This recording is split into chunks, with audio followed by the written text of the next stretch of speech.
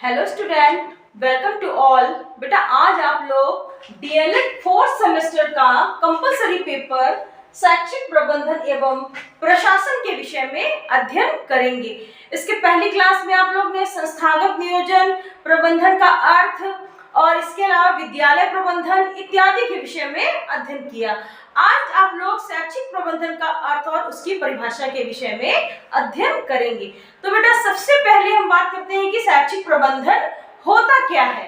शैक्षिक प्रबंधन की एक बात करें तो शैक्षिक प्रबंधन को कला भी कहते हैं और विज्ञान भी कहते हैं बेटा, जिसमें कुछ कार्य सम्मिलित होते हैं, जैसे कि नीति निर्धारण, कार्यों का समन्वय करना, नीति का क्रियान्वयन करना, इसके अलावा संगठन को लागू करना तथा व्यक्तियों अथवा समूहों के कार्यों को मिलाने की प्रक्रिया ही शैक्षिक प्रबंधन के अंतर्गत आती है। बेटा अगर हम प्रबंधन की बात करें तो प्रबंधन वह विशिष्ट प्रक्रिया है जो संगठन के विषय में निर्णय लेने का कार्य करती है तथा पूर्व निर्धारित जो भी लक्ष्य है उनको निर्धारित करने का भी कार्य करती है।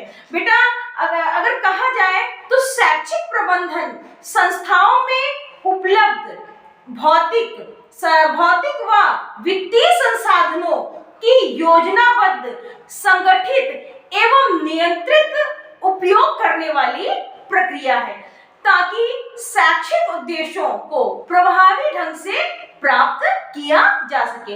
बेटा जब तक हम इन सारी चीजों को नहीं करते हैं तो हम शैक्षिक उद्देश्यों को प्रभावी ढंग से प्राप्त नहीं कर पाते हैं।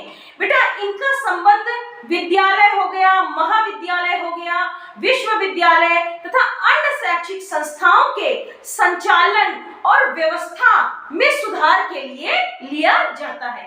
बेटा शैक्षिक प्रबंधन की अगर हम अर्थ की बात करें तो शिक्षा व्यवस्था में नियंत्रण, निर्देशन, अनुशासन स्थापित करना ताकि शिक्षा के जो भी निर्धारित उद्देश्य है उनके अनुसार उनको संचालित किया जा सके।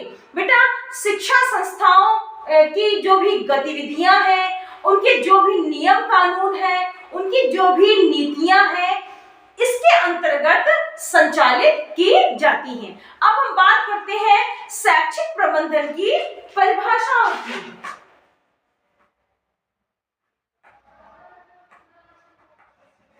परिभाषा, अगर हम परिभाषा की बात करते हैं तो पहले नंबर में आती है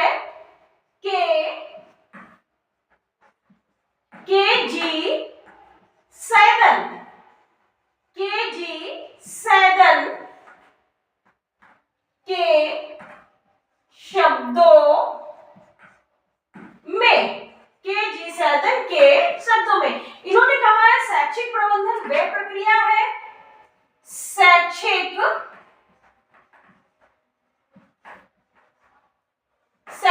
प्रबंधन वह प्रक्रिया है, शैक्षिक प्रबंधन वह प्रक्रिया है जिसके द्वारा शिक्षा व्यवस्था को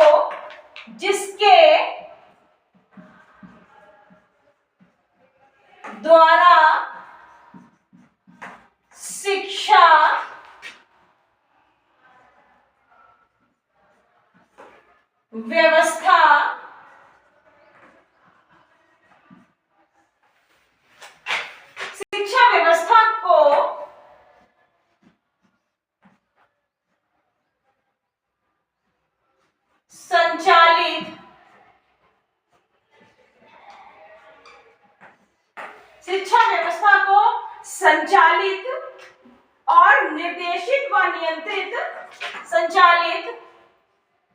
निर्देशित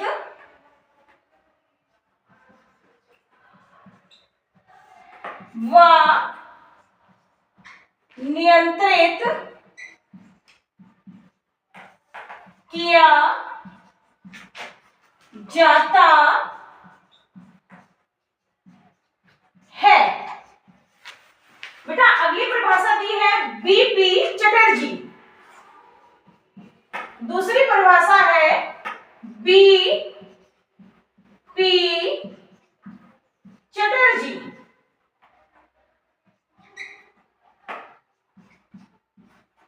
के अनुसार, बीपी चटर्जी के अनुसार देखिए इन्होंने कहा है कि शिक्षा पर नियंत्रण का तात्पर्य शिक्षा पर नियंत्रण का तात्पर्य, शिक्षा पर नियंत्रण का तात्पर्य शिक्षा संस्थाओं की गतिविधियों, शिक्षा संस्थाओं की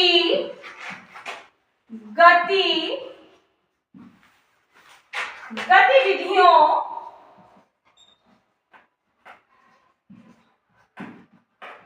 शिक्षा संस्थाओं की गतिविधियों को नीतियों एवं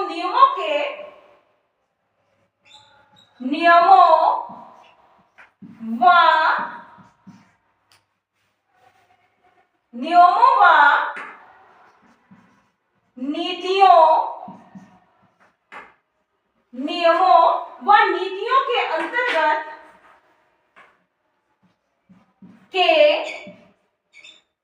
अंतर्गत संचालित करना है। ऐसा किसने कहा है?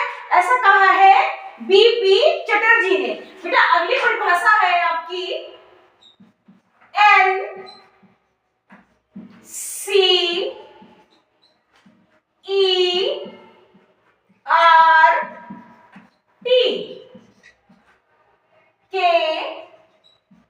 अनुसार, एनसीईआरटी के अनुसार। बेटा देखिए एनसीईआरटी के अनुसार क्या परिभाषा कही गई है। एनसीईआरटी की अगर हम बात करें तो 1961 में नई दिल्ली में इसकी स्थापना की गई थी। शिक्षा में सुधारों को, जो भी सुधार समस्या है उनको दूर करने के लिए। अब एनसीईआरटी के अनुसार शैक्षिक प्रबंधन शिक्षा व्यवस्था में शैक्षिक प्रबंधन शिक्षा व्यवस्था, शैक्षिक प्रबंधन शिक्षा व्यवस्था में अनुशासन और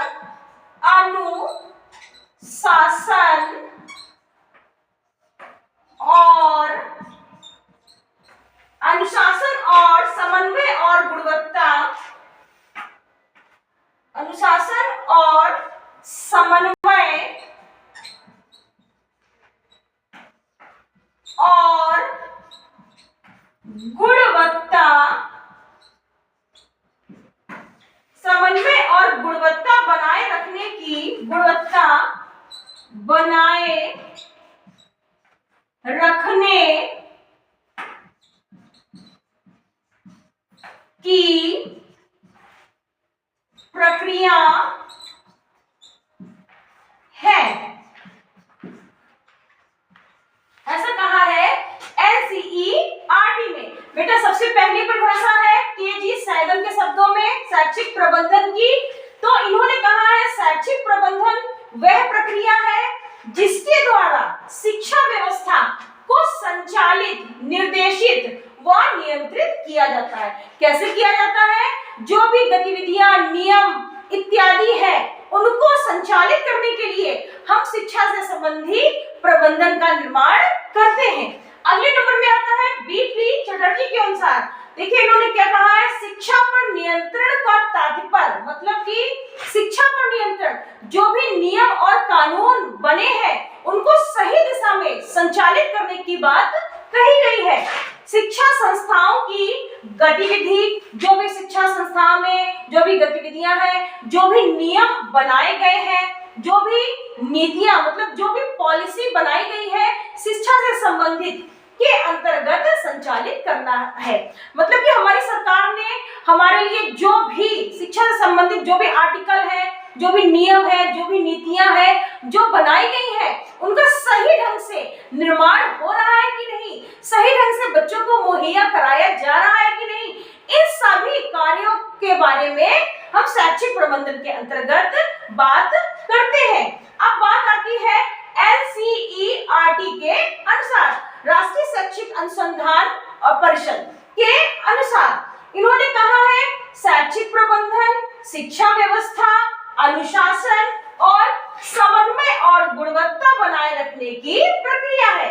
मतलब शैक्षिक प्रबंधन के अंतर्गत जो भी व्यवस्थाएं हैं उनमें अनुशासन, मतलब इन सभी व्यवस्थाओं में डिसिप्लिन किस तरह से बनाया जा सकता है, इसके अलावा आपस में समन्वय, आपस में तालमेल बैठ रहा है कि नहीं, और तालमेल बैठने के बाद वो गुणवत्ता, वो क्वालिटी बनाए रखी गई है कि नहीं, उस गुणवत्ता के अनुसार कार्य हो रहा है कि नहीं। तो बेटा ये थी कुछ मुख्य शैक्षिक प्रबंधन की परिभाषाएं। बेटा अंत में शैक्षिक प्रबंधन का तात्पर्य संस्थाओं में उपलब्ध मानव के भौतिक व वित्तीय संसाधनों का योजनाबद्ध, संगठित एवं नियंत्रित उपयोग करना है, ताकि इसके परिणाम स्वरूप हम शैक्षिक लक्ष्यों को प्राप्त कर सकें, ताकि हम प्रभावी ढंग से शैक्षिक लक्ष्यों को प्राप्त कर सकें। बेटा आज के लिए इतना ही, अगले टर्म में नेक्स्ट टॉपिक के साथ। Thank you.